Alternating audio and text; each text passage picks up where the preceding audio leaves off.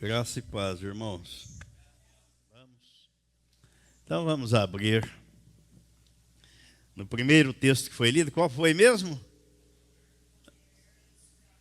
Provérbios, capítulo 4.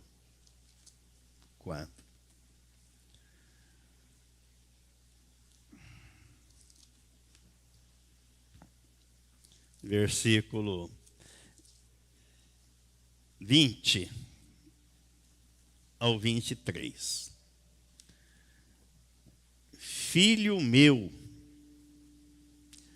atenta para as minhas palavras, aos meus ensinamentos inclina os ouvidos. Não os deixes apartar-se dos teus olhos, guarda-os no mais íntimo do teu coração, porque são vida para quem os acha, e saúde para o seu corpo. Sobre tudo o que se deve guardar, guarda o coração, porque dele procedem as fontes da vida. Espírito Santo, revela-nos o que está por trás da mera letra, para que recebamos de Ti a compreensão da Tua palavra, em nome de Jesus. Amém.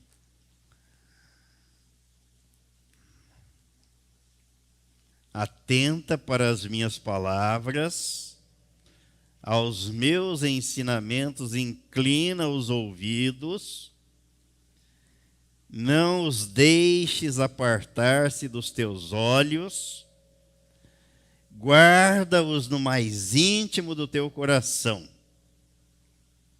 Por quê? Qual a finalidade disso?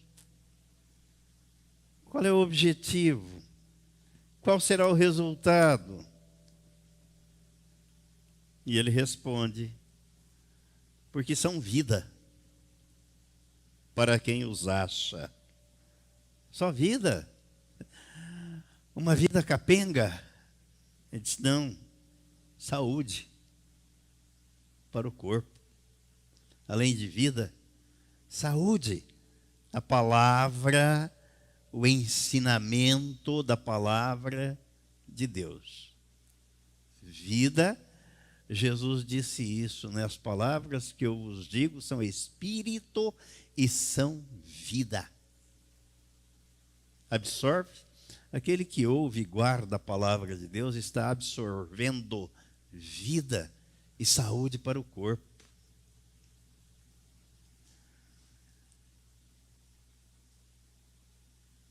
Sobre tudo que se deve guardar, guarda o coração.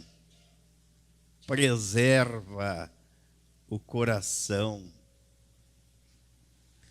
porque dele procedem as fontes da vida, o centro de processamento, a CPU do computador, o disco.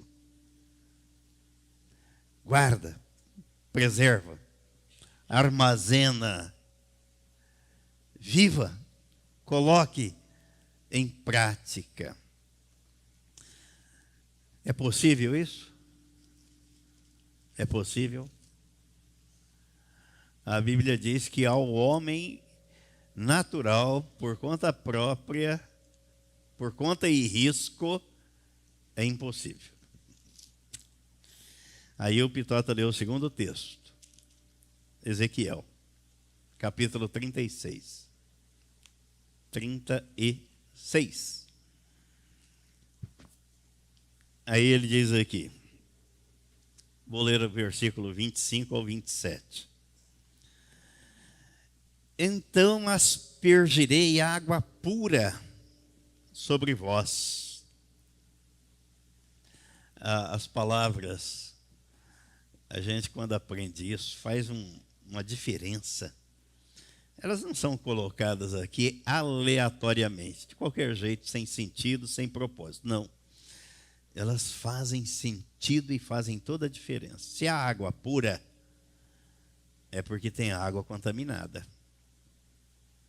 Existe água contaminada, ou não? Então Deus está dizendo aqui, porque é Deus quem está falando através do profeta.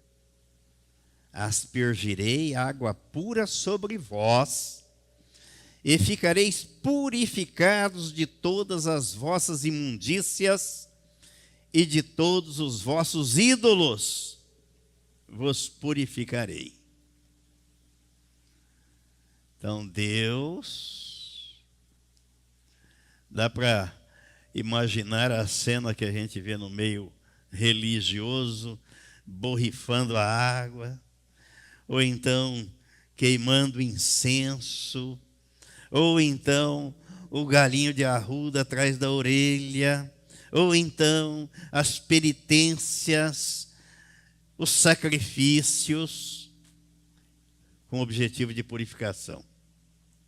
Aí Deus está dizendo, olha, sou eu quem faz isso. Sou eu. Aspergirei água pura. A água é a palavra. É a palavra de Deus. Pura. É ela quem purifica. O texto de Provérbios diz que é para guardar as palavras e os ensinamentos. E aqui Deus está dizendo, eu faço isso. Aí o versículo 26, ele diz, dar-vos-ei coração novo. Mas eu já nasci com um coração. Eu já tenho um coração. Preciso de um coração novo? Deus está dizendo que sim. E mais do que isso. E mais do que isso. Porei dentro de vós espírito novo. Mas e o meu espírito? Que eu já nasci com ele. E o coração que eu já trouxe do ventre da mãe. Aí Deus está dizendo, precisa ser feito tudo novo. Tudo novo. Aí nós vamos descobrir por quê. Tirarei de vós o coração de pedra. Então nós nascemos com um coração de pedra. Duro. Pedra é dura, não é? Não é mole. Não é flexível. Não é maleável. Aí a gente vai rodando cada dia, quilometragem, aumentando a quilometragem, os janeiros que se sucedem. E aí a gente vai olhando as pessoas com as quais a gente convive no dia a dia. E Deus está dizendo, nascemos com coração de pedra, coração duro, natureza dura. Preciso trocar. E é Ele quem faz isso. Eu vou limpar tudo isso com a minha palavra. Água pura. Vou tirar esse coração de pedra, duro. Ele não pode abrigar sentimentos. Esse coração de pedra não tem compaixão por ninguém. Esse coração de pedra não tem empatia. Empatia é se colocar no lugar do outro, viu? Nós vimos um bocado de gente aqui falando de amor, mas nunca se colocou no lugar do outro. Tinham pretensões, intenções, e não alinhadas com a palavra e com o propósito de Deus. Aí ele prossegue, no versículo 27. Porei dentro de vós o meu espírito. Então eu não nasci com ele. Não nasci. Nasci com um coração de pedra, duro, uma natureza dura. Aí Deus está dizendo, eu vou trocar vou pôr um coração novo, aí depois eu ponho o meu espírito aí dentro. Junto com esse coração de pedra eu não ponho. É preciso arrumar a casa, limpar a casa, esvaziar o copo, para depois encher. Se estiver cheio, não dá para pôr mais nada. Se a casa estiver ocupada e suja, não vou fazer isso. Para que o senhor vai fazer isso? E farei que andeis nos meus estatutos, guardeis os meus juízos e os observeis. Que ação! A ordem, a sequência, o segmento, a sucessão de atos. Limpo, purifico, tiro o coração de pedra, ponho um coração de carne, dou um novo coração, ponho aí dentro o meu espírito e faço com que você ande observando a minha palavra. Por conta própria dá para fazer isso? Dá para comprar isso aí no Mercado Livre, dá para comprar isso? Em algum site de vendas, em algum comércio, dá para comprar isso? Em alguma religião dá para adquirir isso? Fazendo algum sacrifício, dá para conseguir isso? As pessoas confundem placa de igreja, denominação, doutrina de igreja, religião, confundem tudo isso com a Bíblia, com a obra que Deus realiza na vida da pessoa, dando a ela fé para crer no que está escrito na palavra dele. Vamos consultar um texto bíblico onde Deus diz que por conta própria é impossível alguém fazer isso. Deuteronômio, no capítulo 5. Capítulo 5.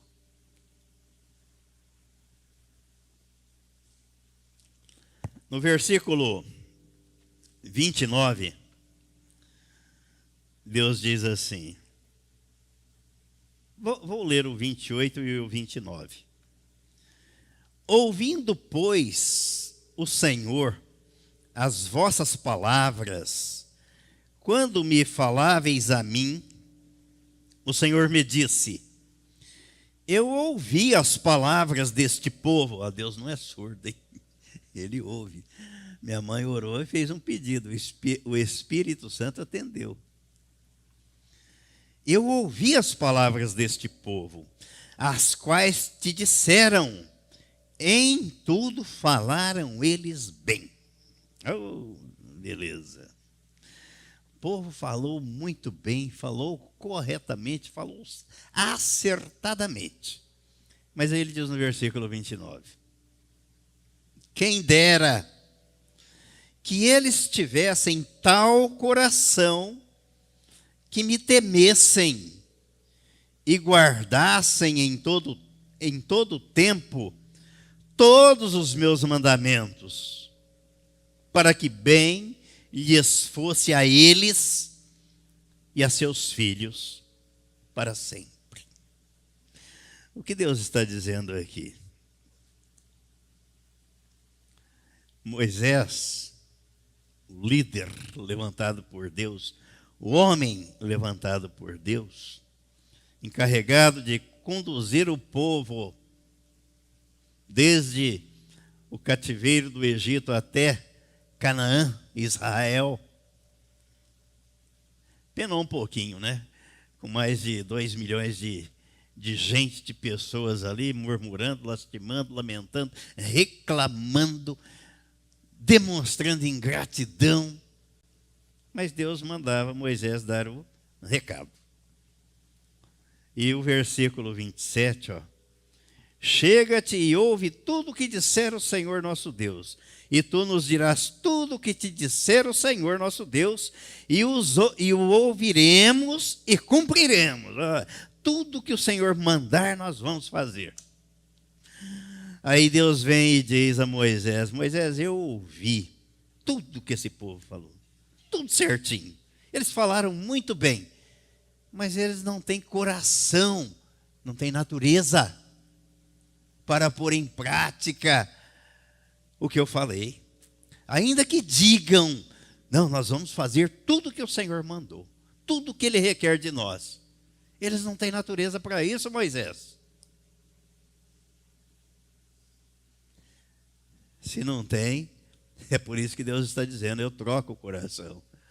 Com esse coração que você nasceu, o coração duro de pedra, você não tem natureza para me obedecer. E eu fico observando que não é que a pessoa não quer. Não é. Ela até gostaria. Aí entra o papel das religiões. Aí cada um tem a sua religião. Mas a Bíblia não trata de religião. A Bíblia trata do Evangelho. Ela trata disso, de troca de coração. Se não trocar coração, você pode ter a religião que você quiser.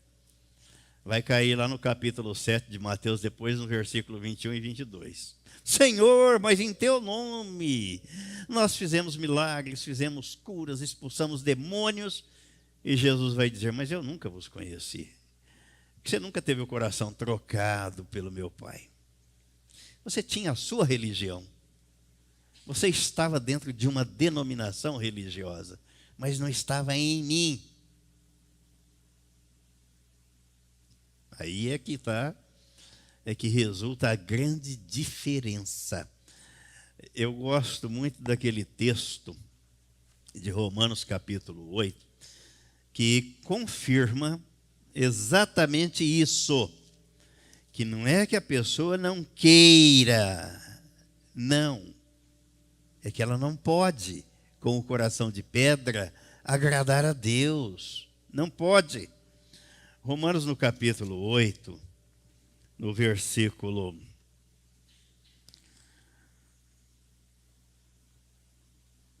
A partir do versículo 5, ele diz assim: porque os que se inclinam para a carne cogitam das coisas da carne, mas os que se inclinam para o Espírito, das coisas do Espírito. Porque o pendor da carne dá para a morte, mas o do Espírito para a vida e paz. Por isso, o pendor da carne é inimizade contra Deus, pois não está sujeito à lei de Deus e nem mesmo pode estar. Portanto, os que estão na carne não podem agradar a Deus. Olha o objetivo, o significado das palavras. Ele não está dizendo aqui, olha, os que estão na carne não querem agradar a Deus. Não, eles querem. Ele está dizendo, não podem. Mas por que não podem? Porque não receberam o novo coração dado por Deus. Só podem agradar a Deus aqueles que recebem o novo coração dado por Deus. Recebem a nova natureza implantada por Deus. E é o que ele vai discorrer aqui no versículo, a partir desse texto, versículo 9, ele diz: vós, porém, não estáis na carne, mas no Espírito. Se de fato, ainda chamando a atenção e uma observação, se de fato o Espírito de Deus habita em vós. Eu estou em Cristo e Cristo habita em mim. Será que é verdade? Como é que eu vou saber disso? Pelas atitudes. Não tem outra forma. Porque Jesus disse que é pelo fruto que se conhece a árvore. Mas eu sou uma nova criatura. Eu já ouvi, eu creio. Eu li essa semana, e isso faz parte da lição que iríamos trazer hoje, mas vai ficar aqui para a próxima semana, uma próxima ocasião, só para adiantar. E isso justifica e explica o dia a dia. Eu gosto de coisas assim, práticas, sabe? Pragmatismo. Eu não gosto muito de teoria, de ficar no mundo das ideias, das ilusões, da vaidade. Não. Eu gosto da coisa prática. Conhecimento revelado e conhecimento compartilhado. Já ouviu isso? Já ouviram isso? Eu nunca tinha ouvido, mas eu li essa semana. E aprendi que faz uma grande diferença. E faz toda a diferença. Lá no livro de Atos,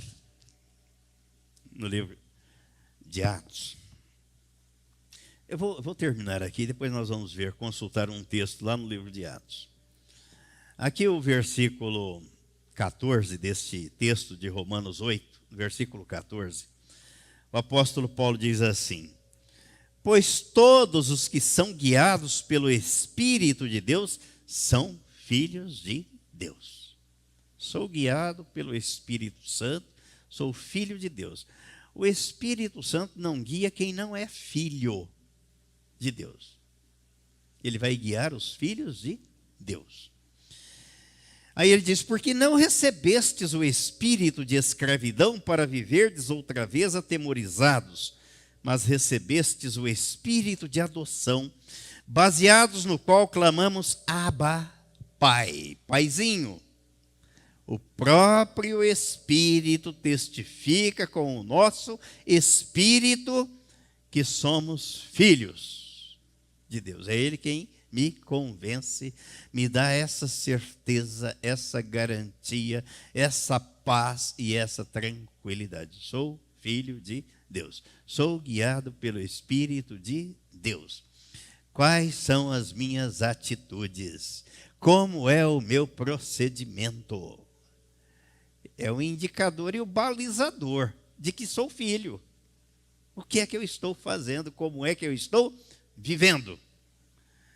Por que que eu mencionei aqui o livro de Atos? E nós vamos conferir aqui um episódio, um fato, algo interessante que aconteceu ali com os apóstolos.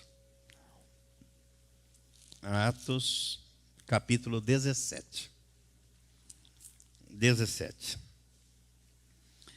No versículo, aqui estavam os apóstolos, não, Silas não era apóstolo, o apóstolo Paulo e Silas.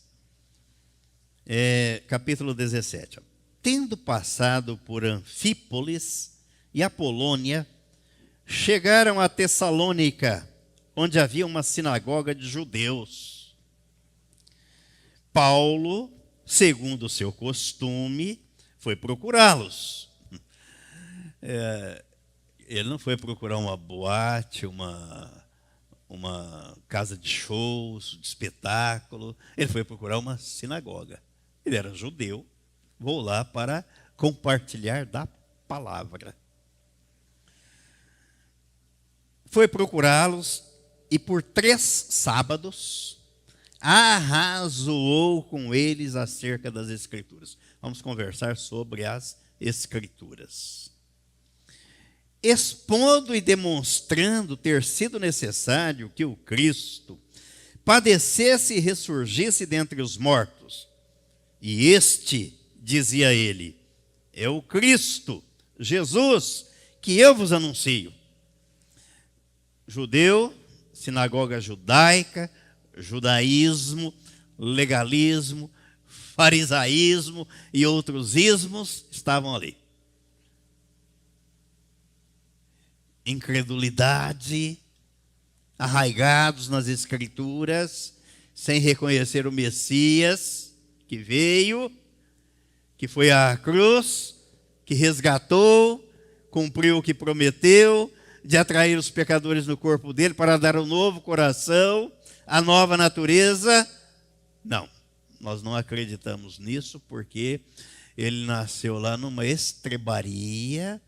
Se ele era o Filho de Deus, o Verbo encarnado, aquele prometido nas Escrituras, como é que ele poderia andar com as prostitutas, andar com aquelas pessoas da ralé da sociedade, a escória da sociedade, com pessoas incultas e letradas? Não, não é esse, não reconhecemos.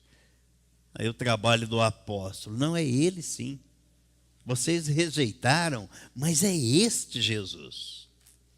Agora, o que chama atenção aqui? Versículo 4. Alguns deles foram persuadidos a Paulo e Silas, bem como numerosa multidão de gregos piedosos e muitas distintas mulheres. Os judeus, porém, sempre tem essa turma aqui, ó, em todo lugar, em todo lugar. Os judeus, porém, movidos de inveja, preste atenção numa coisa, o seu sucesso, o seu progresso, a sua prosperidade causa inveja em muita gente. Eu até li uma frase impressionante. Quando chega uma pessoa rica em algum lugar, ela incomoda muita gente.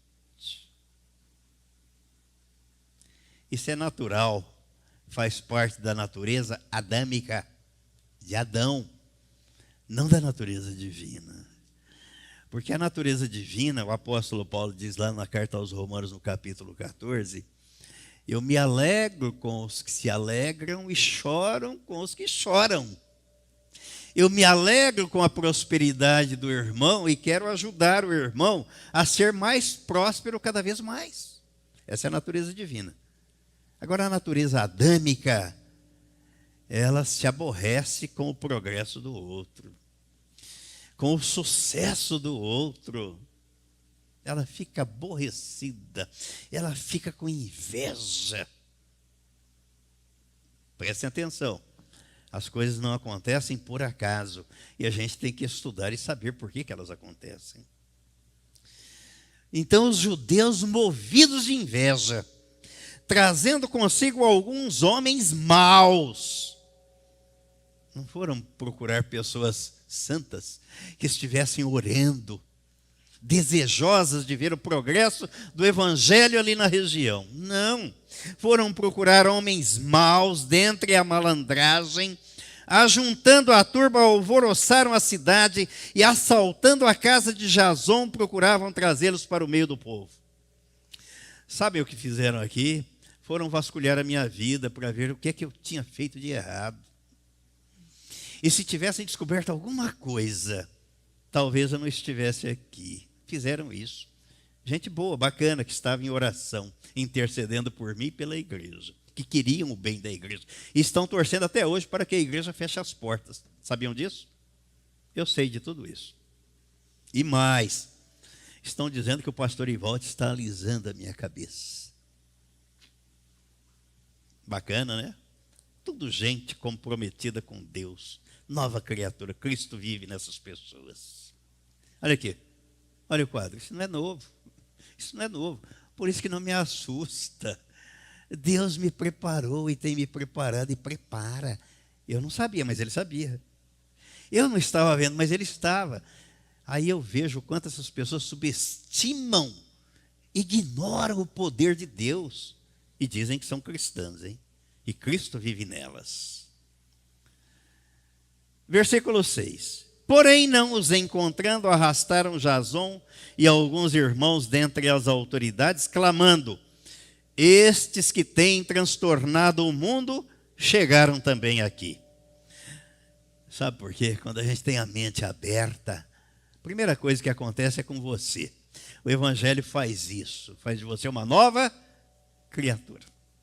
E quando você busca o conhecimento e ele muda a sua vida, incomoda os outros.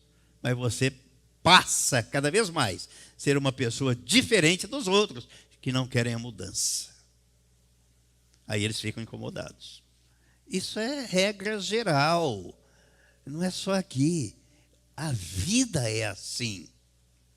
Mas eu quero mudar cada dia e cada vez mais, porque eu reconheço que eu preciso melhorar até o dia da minha morte ou da volta de Jesus. Eu preciso melhorar. Eu estou feliz, sim, mas tem coisa para a gente avançar? Tem, então vamos. Vamos avançar. Olha,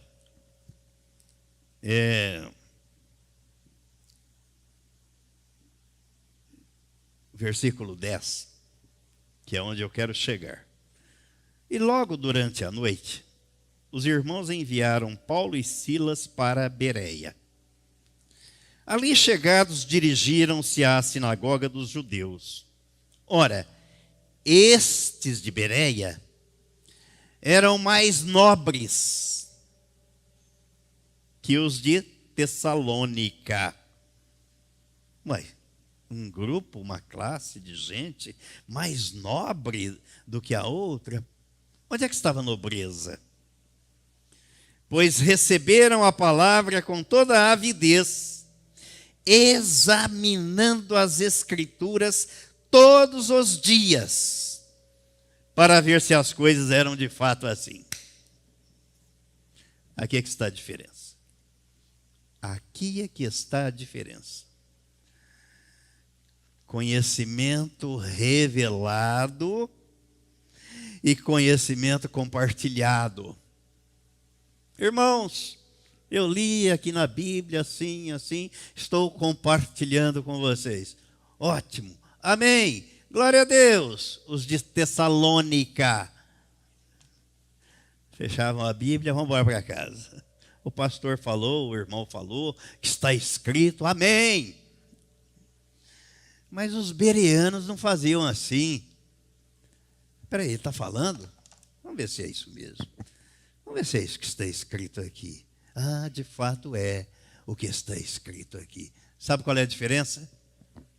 Quando eu faço isso, esse exercício, e aí eu aprendi a viver essa intimidade com o Espírito Santo. Não falo aqui da boca para fora, não, aqui na frente, não, eu faço isso. Eu vou ler a Bíblia, Espírito Santo, mostra para mim, atrás da letra do que está escrito aqui, o que é que o Senhor quer me ensinar? O que é que eu vou ler e não vou entender? Qual é a mensagem que o Senhor quer me passar? Porque foi Ele quem inspirou as pessoas que escreveram o que está escrito aqui, então Ele sabe. Isso chama-se receber a revelação. Além do simplesmente ouvir. Eu ouvi e Ele me revelou. O outro ouve, não se dá o trabalho de buscar, de conferir se é assim, fica sem a revelação. Aí eu entendo porque que muita gente destampa nos grupos, copiam a Bíblia inteira e põe lá. Aí algumas pessoas eu olho e falo, gente, pôs isso aqui, mas ele não vive isso, ele não é isso, e nem ele acredita nisso, e isso não é uma realidade na vida dessa pessoa. Porque ela não vive assim, de acordo com o que ela escreveu aqui, ou o texto que ela transcreveu aqui. Eu não sou juiz de ninguém, eu não julgo ninguém. Jesus disse que quem julga é a palavra, é o que está escrito. Você fala, você lê, você prega, mas isso é uma realidade na sua vida? Tem que ser. Conhecimento revelado. Dá para entender por que Jó era um homem temente. O texto, o livro diz isso. Temente. Orava por si, pela sua família, pelos seus filhos. Era um homem rico. Era um homem rico, próspero. E tudo que ele fazia, as festas, os cultos, quem é que aparecia lá no meio? Quem é que estava junto lá? o diabo. Até a ponto de chegar, Deus falar assim para ele: você conhece o meu servo Jó? Claro que ele conhecia. Não há homem íntegro e reto como ele. O que o diabo faz? Sabe por que ele é assim? Porque o Senhor dá tudo para ele. Tira as coisas dele para o Senhor ver se ele não vai blasfemar na sua cara. Deus permitiu, não permitiu? O diabo queria mais, queria tirar a vida de Jó. Não só os bens, a família, mas a própria vida. E Deus disse: não, a vida dele você não vai tirar. O resto eu permito. Isso prova o quê? Que o diabo age debaixo da permissão divina. Até onde Deus permite. Se Deus não permitir, ele não age, ele não vai além. E ele fez tudo realmente que ele podia, né? Uma devassa na vida de Jó. Matou os seus filhos, tirou todos os seus bens, deixou Jó, literalmente, o texto bíblico diz isso, um caco de telha rapando o pus dos tumores do corpo. Dá para imaginar isso? Tumor, pus e rapando aquilo, tirando aquilo. Foi a situação que Jó, a condição que ele chegou. E Jó era um homem temente a Deus. Aí ele passou todo esse processo. Uma sucessão, um conjunto de atos que foram se sucedendo na vida de Jó. Os amigos vieram, né? Ó, a própria mulher de Jó. E se você ainda crê nesse Deus que te deixou nessa situação, amaldiçoa esse teu Deus e morre. O que ele responde para ela? Você fala como louca. Você não sabe do que você está falando. Porque foi o Senhor quem deu tudo. E Ele tira tudo. Eu nasci peladinho, nu. E vou voltar sem nada. Então o Senhor deu, o Senhor tomou. Bendito seja o nome do Senhor. Ainda eu estava conversando com meu filho e a gente lembrando desses fatos. Quem é o dono dos céus e da terra, do ouro e da prata? Deus. Por que Ele dá algumas coisas para uns e não dá para outros? Porque Ele sabe para quem Ele pode dar. E as coisas que Ele dá para essas pessoas, são delas? Não. Elas são administradoras, mordomos. Somos mordomos daquilo que Deus põe nas nossas mãos para administrar. E depois vamos prestar contas. Por isso que a gente não pode torrar o dinheiro e jogar fora. Jogar as coisas fora. Somos administradores. Jesus contou a parábola dos talentos para ilustrar isso. Vamos acertar as contas com Deus. Então Jó chega no final, não deu ouvidos à voz da mulher, não deu ouvidos à voz do diabo, não deu ouvidos à voz dos seus amigos. Se manteve firme. Deus fez o quê? O dobro. Restituiu a Jó o dobro de tudo o que ele havia perdido e tinha antes. E o que é que ele diz? Eu te conhecia só de ouvir, mas agora os meus olhos te veem. Sabe o que isso significa? Experiência com Deus. Experiência. Tem muita gente que conhece Deus só de ouvir. Tem um conhecimento que foi compartilhado, mas não foi revelado. Mas eu conheço toda a Bíblia. O diabo também. O diabo também conhece toda a Bíblia. Aliás, ele foi tentar Jesus usando as Escrituras. Usando as Escrituras. Ele conhece. Mas ele não é filho de Deus. Não é o conhecer a Bíblia que te torna filho de Deus, que te dá o passaporte, o bilhete, o acesso, a entrada no reino de Deus. Não é isso. Não é o conhecimento da Bíblia. É a revelação que você recebe dela.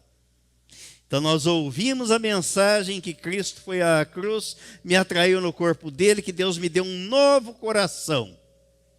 isso eu já sei. Mas você recebeu a revelação e tem essa experiência de vida de Cristo em você? Ou você fala igual papagaio, Cristo vive em mim, eu fui crucificado, sepultado, ressuscitado com Cristo. O papagaio fala. Você recebeu a revelação? Tem esse entendimento, essa experiência com Deus? Isso eu só vou adiantar, porque depois vamos ver na lição. Isso explica para nós o episódio do Jardim do Éden. Deus formou Adão do barro, soprou fôlego de vida nas suas narinas. A Bíblia diz que ele se tornou alma vivente. Homem. Deus havia criado tudo. Falou: Adão, você vai tomar conta do jardim. Olha que maravilha, um jardim. Dê nome aos animais. Deus deu delegou essa faculdade, esse poder, deu essa atribuição a Adão. Adão, ponha nome nos animais. E ele pôs o nome nos animais. Deus podia ter posto, né? Criou? Não, Adão, você vai fazer isso. Para ser participante, cooperador, parceiro de Deus no Jardim do Éden. Adão, tem um detalhe aqui. Olha, fique à vontade, coma de tudo, vive uma vida aqui.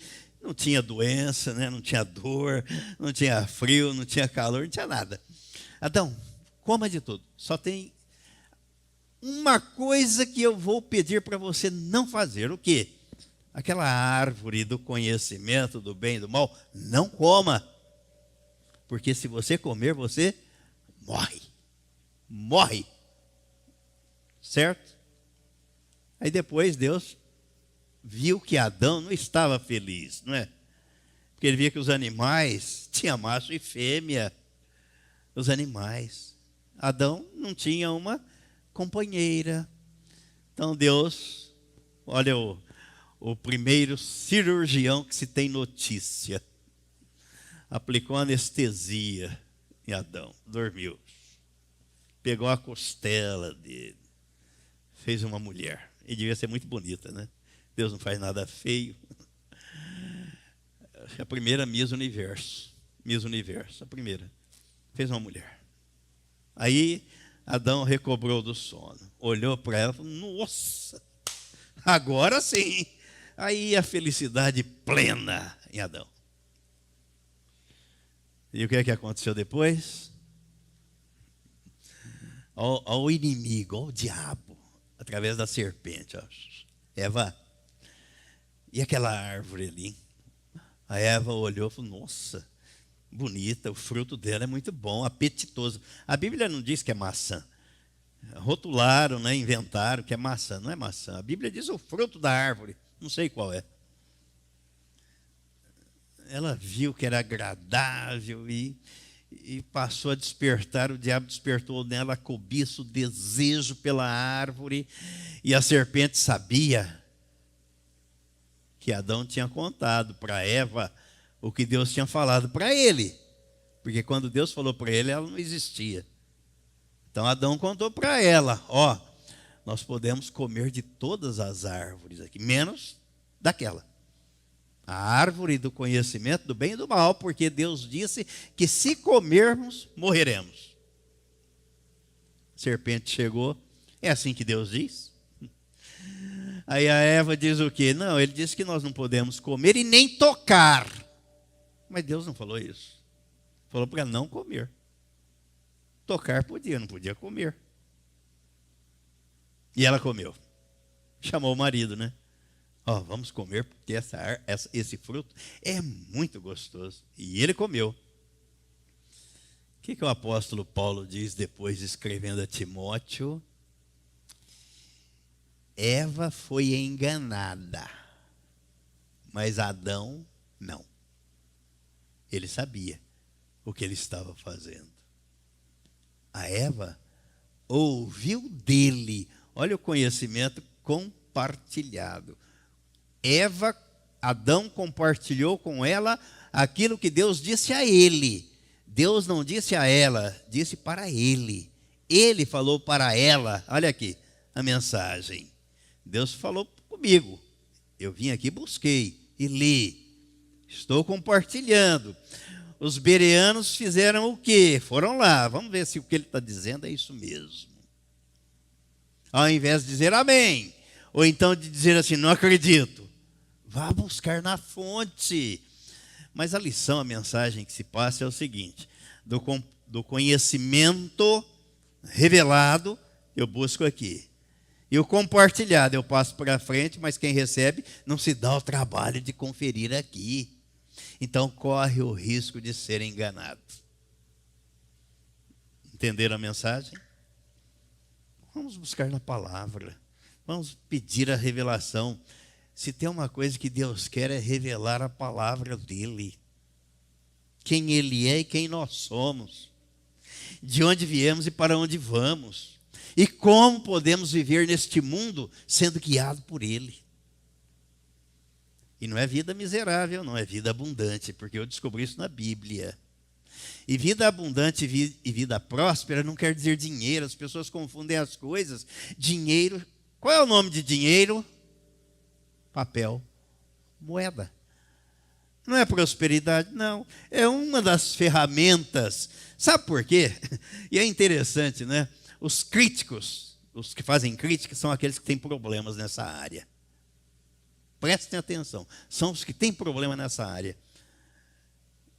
Qual foi o homem mais rico do mundo? Sem medo de errar. Salomão. Quem deu a riqueza para ele? Ele pediu? Não, Deus deu. Jesus escolheu 12 apóstolos e viveu sem dinheiro, não foi no ministério dele? Hã? Respondam. Quem era o tesoureiro do grupo? Judas Iscariotes. Carregava a bolsa de dinheiro. Então tinha dinheiro? Ué, peraí, senhor, dinheiro? Ah, aí os que não prestam atenção no que está escrito, ó, o dinheiro é a raiz de todos os males. É o dinheiro? Ah, é o apego, é o amor, é colocar o dinheiro no primeiro lugar da sua vida. Essa é a raiz de todos os males, o apego às coisas. Eu não posso ter apego às coisas, elas não são minhas. Elas estão aqui para me servirem, para que eu viva bem, mas elas não são minhas. Até porque o dinheiro, ele vai passando de mão em mão, né? De mão em mão, ele circula. É outra coisa, a pessoa amontoar o dinheiro, guardar o dinheiro. Se forem procurar a minha vida vasculhar, não tem dinheiro guardado. Nunca tive dinheiro guardado. O dinheiro não é para isso, não é para guardar. Se você guarda, você é um miserável. Há muita gente miserável, cheia de dinheiro, ou não? Mas é miserável, é pobre. Por quê? Porque o amor dela, o apego está no dinheiro, então ela guarda, com medo de ficar sem o dinheiro. O dinheiro é para você multiplicar, gerar riquezas, produzir, circular, é para isso. Compro aqui, vendo ali, produzo aqui, fabrico, industrializo, construo, estou dando emprego, pagando, a pessoa está recebendo, está consumindo. O dinheiro é para isso, é para gerar riqueza. Não é para ficar no bolso, embaixo do colchão. Aliás, eu vi uma matéria esses dias, eu não lembro bem do assunto, mas o cidadão lá faleceu, os filhos foram descobrir, ele tinha milhares, milhões de reais enterrados. Reais não, cruzeiros, moeda antiga, enterrado lá. Para que serviu? Para que serviu o dinheiro que ele enterrou? A mamãe gostava de comer bem, sabe? Ela era bem faturenta. E o papai falava que ela esbanjava, mas ela não jogava nada fora. E aí, quando a mamãe morreu, e ele estava muito doente, ele foi lá para casa. E lá, meu filho, ele levou tanto dinheiro, meu filho, tanta nota daqueles 100, aquela nota vermelha. Que não valia mais nada. Não valia mais nada, mas muito dinheiro. Que dó que me deu da minha mãe. É. Meu Deus, meu pai economizou tanto e jogou o dinheiro fora porque não servia para mais nada. É. Eu vou. Olha, quem se posiciona contra, se insurge, é porque tem problema, não conseguiu se libertar e tem apego ao dinheiro, às coisas, de um modo geral. E as coisas são para isso. É para você receber e dar. Receber, distribuir. Receber e produzir. Isso faz parte da natureza divina. Deus não é o Criador? Ele fez tudo, Ele criou tudo, Ele cria. É por isso que eu gosto de construção. E eu falo para as pessoas, para os trabalhadores da construção. Falo, gente, você imagina, pega um terreno, os irmãos lembram, ou alguns lembram, aqui quando nós construímos, né? Um terreno, um matagal. Olha o que está construído aqui hoje.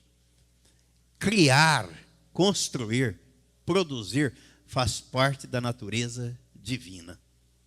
Ele criou do nada. Então você pega um terreno, não tem nada, e você edifica, você levanta um prédio, um edifício, para te gerar conforto, comodidade. Não, vamos enterrar o dinheiro, vamos guardar o dinheiro, vamos aplicar o dinheiro. O dinheiro não é para guardar, é para gastar, mas não é para jogar fora, é para gastar com sabedoria, é para investir, é para gerar riqueza, é para circular. Mas é uma das ferramentas, não é a única, porque ninguém tem vida abundante só com dinheiro. Pelo contrário, se for só isso, tem vida miserável. A igreja de Laodiceia, Jesus falou isso. Era um povo rico. Ele falou, vocês são pobres, cegos, miseráveis, nus. Tem muita gente que tem muito dinheiro e enfia um revólver no ouvido e dá um tiro, comete suicídio. Mas cadê a felicidade? Cadê a alegria? Cadê a prosperidade? Cadê as bênçãos? É o conjunto. Então veja que há muita miopia nessa questão espiritual em relação a essa visão, sabe? Aí quando a gente quer tratar desses assuntos para ver se a vida, se as pessoas acordam e despertam para a vida, elas se insurgem, se levantam contra. Mas é muito amor, não é? É Cristo vivendo nelas. Novo coração, dado por Deus em Cristo. É para que todos vivamos assim, em união, em comunhão com Deus, com a palavra, uns com os outros, e almejando sempre o crescimento do reino de Deus, aqui na face da terra. Amém? E amém.